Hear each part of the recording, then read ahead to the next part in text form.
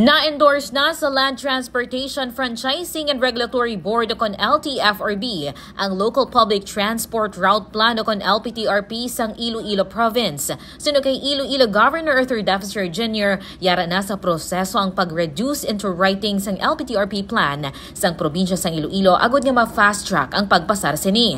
Nagalaom naman ang gobernador nga ini ang mapasar na antes pa matapos ang bulan sang Hunyo. Because ang gin-issue sang Department of Transport is the notice of compliance. Then you forward that to the Ltfrb and approval. If you need to go there to follow up and to work with the LTFRB, we will do it.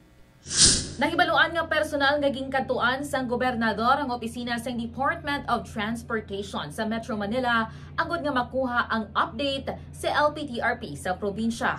Inisi ka K5 Alex Escalante para sa Kampiyon nga Balita, Serbisyo Publiko kag Kalingawan sa Iloilo. K5 News FM. This news is brought to you by, do you feel tired all the time? Do you have frequent infections? Do you have always cold? It's a sign of low immune system. Boost your immune system with Clinica D3 Bio, antibacterial, natural antioxidant, immune system booster. Clinica D3 Bio has vitamin D3, lauric acid, and monolurine to fight against all viruses. Try Clinica Vitamin D3 with Coccus nocifera.